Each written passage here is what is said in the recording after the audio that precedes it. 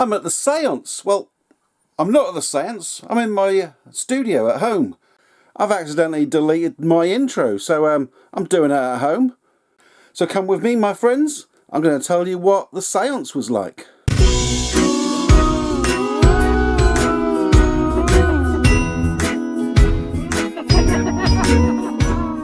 So, like I says, I've been at the Séance.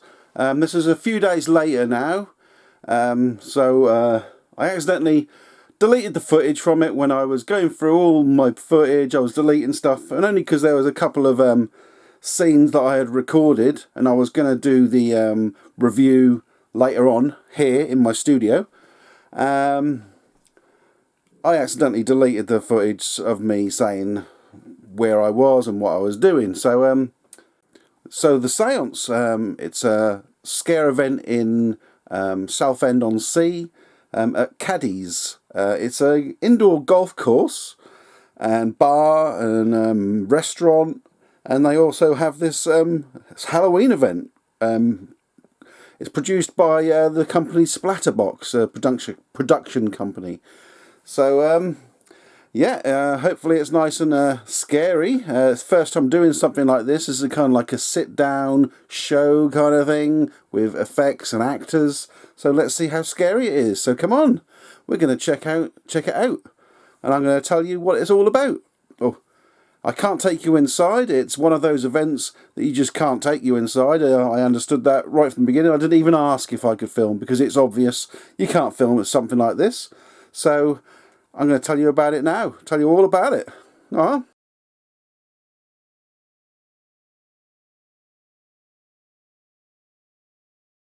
There we go. I've done the Séance. Now, there's no filming in that, so it's all going to be a review video for me. They've sent me some pictures, so I'll be putting them up as I go. But other than that, it's just me rambling on about the event. So what I'm going to do is I'm going to give you a quick review, tell you what I thought, and then after that, I'll go into more detail about what happened. But it will be slight spoilers, but not extreme spoilers. So if you want to stop after my review and not watch any more, then that's fine. Please feel free, but don't forget to give me a like before you do that. I'll be doing this video after the event has ended, so I don't think you'll get any spoilers you won't get any spoilers for this year, but maybe, I don't know if they do next year the same sort of thing. They do the same storyline. I'm not sure, so I'm just gonna warn you. There might be spoilers. I won't give the big spoilers away, but there will be kind of like talking you through kind of things that happen. So I'll start with my review. I thought it was really good. It was really excellent. They gave you lots of scares. There was actors, effects. It was quite a terrifying experience. I came out of that, my heart was pounding, and that's really good. It was, I think it was the bang on the half-an-hour experience they say it's going to be. So there's no surprises there. The team themselves were fantastic. I spoke to a couple of the team, and they were really nice, very friendly. They were very good with me being from further away. I tried to do this at the beginning of their event, and they had problems themselves with COVID and stuff, so they moved me to another date, and they were really helpful with me. So thank you very much for that, for the team. So yeah, I found the whole event very good. I really suggest anyone in the Essex area, in London area, if you find it easy to get there, go to it. It's only a half-an-hour event, so it's not going to be all night, but they do. It is set in a indoor golf course. They have an indoor mini golf and a bar, and it's a really nice place. If you want to spend your evening, you can have something to eat there as well. So you can make an evening of it there, or otherwise, I could suggest going over to Kirst in Basildon, which is only like 20 minutes away from it. That's a really good thing to do afterwards, so you can do that first and then Kirst afterwards, or vice versa even. And that could be a way to fill your evening if you're travelling. So yeah, I do thoroughly recommend going to this event. These are smaller events and very different from the usual mazes. So I think it's brilliant to support these things that are trying to do something different for your Halloween scares, for your fright season, your season of scares. So yeah, I do recommend it completely. So don't overlook it. Don't just go to them Merlin parks, because they're getting quite poor, these Merlin parks. Although they've got the money to do it, they just haven't got the vision to do different things. And that is, I'm talking directly to Alton Towers here. You really need to up your game, Alton Towers. We're paying a lot of money to come in to see your event, and you're just churning out the same stuff over and over again. Away from that though, back to the séance. Let me talk you through it.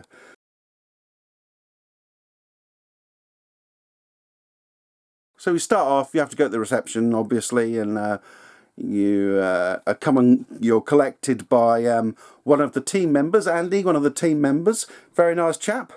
He takes you down, gives you a little safety talk, and then you're led into this room where it's all going to take place, and it's all dimly lit.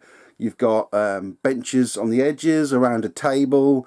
You've got various theming about, and the story is you're in an old toy shop where the toy maker had made a doll, then become possessed, kind of like an Annabelle type character.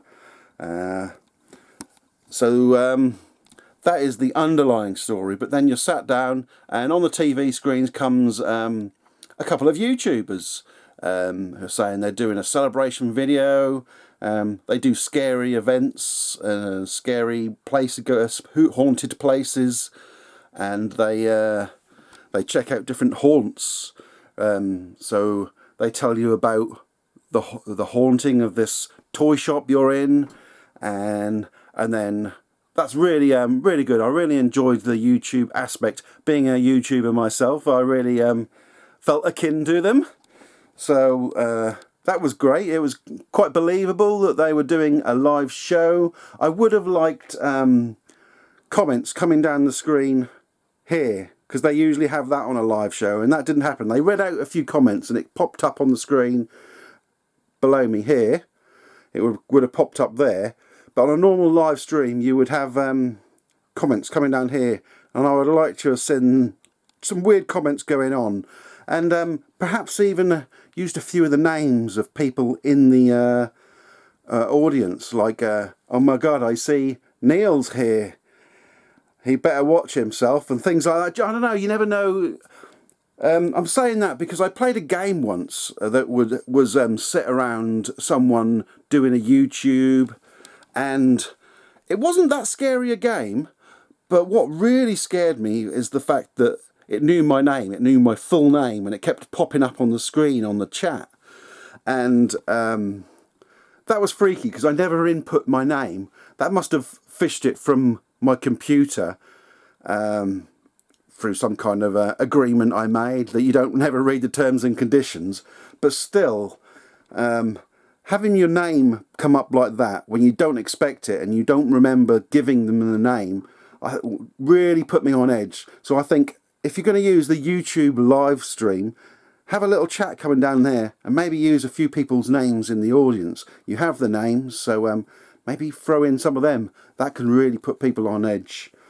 Okay, so then as the YouTubers went on, some weird stuff started happening. The lights flickered, the radio came on, you know, the general spookiness, what you'd expect, a little haunting to start happening. And then it went pitch black, and there was lots of darkness in there.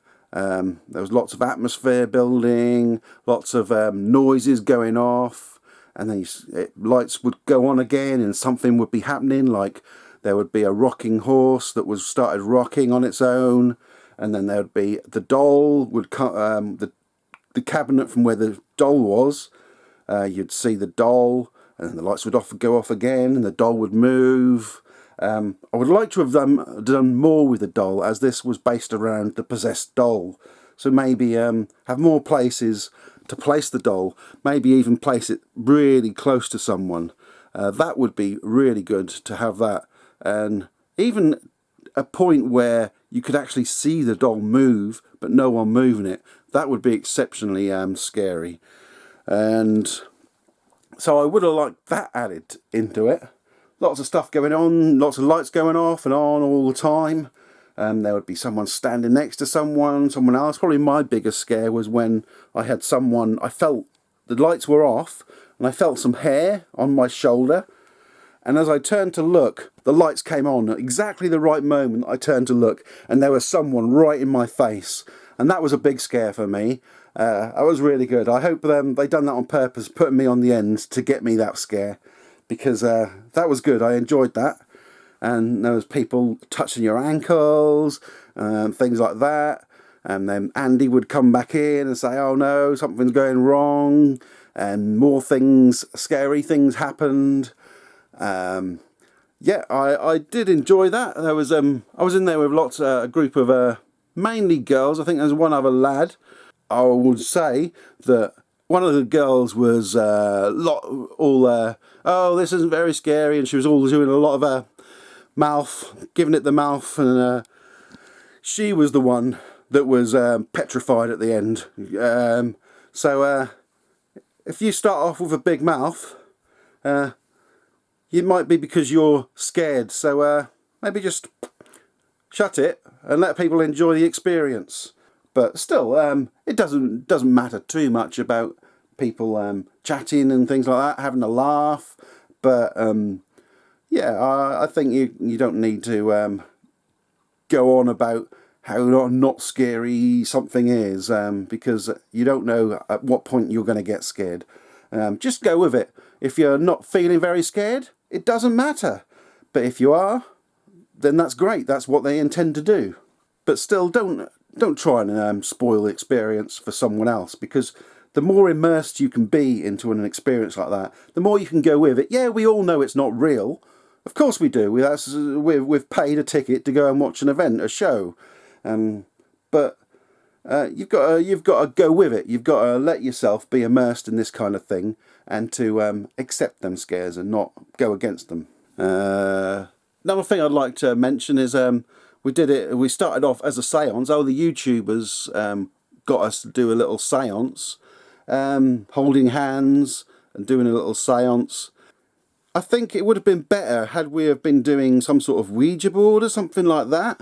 Maybe they picked out 4 people from the group to sit around a table to do a Ouija board that obviously was moving by themselves. A stooge in the group would be great. I did say to someone, some people may have thought that I was an actor because I was on my own. And I think that about a lot of events, that maybe people think I'm an actor there, going to scare them. But no, I'm not. I'm a real person enjoying the experience. But still, a stooge there who maybe would move the things. Maybe they could get so scared they run out or something like that. It's something that really can put people on edge. That would be a good addition to this event. The show in itself was great. The effects were great. Everything they did was good and worked. I would like more. I would like it vamped up. I would like more scares. Some people may not. So maybe an extreme version one day, maybe. Maybe you could say past 9 o'clock is going to be an extreme. Something like that. And then you can go a bit more. You can get a bit more heavy-handed with people. But all in all, I found this event to be really, really very scary. And comes thoroughly recommended from me. That was a very good event. Well worth the money I paid to go and do it.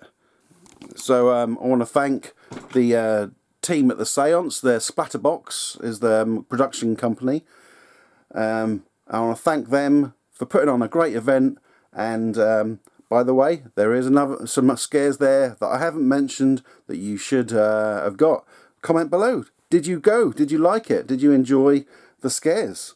Were you scared with it? Let me know. I'd love to know what your experiences are of this place, because I've never done anything like this before. It's a unique event for me, and it's certainly delivered on uniqueness and scares at the same time. So yeah, so that's it for me.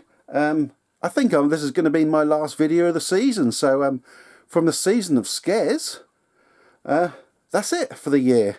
No more, not until next year. If you've got any ideas of where you think I should go that I didn't go this year, I've done a lot of southern stuff, anything south of Alton Towers. I tried to get most of the big stuff there in, and a lot of the smaller stuff as well. So if there's anywhere I didn't go, please let me know if you think I should be there. And from me, I want to say thank you for watching, and I'll see you in another video. Goodbye.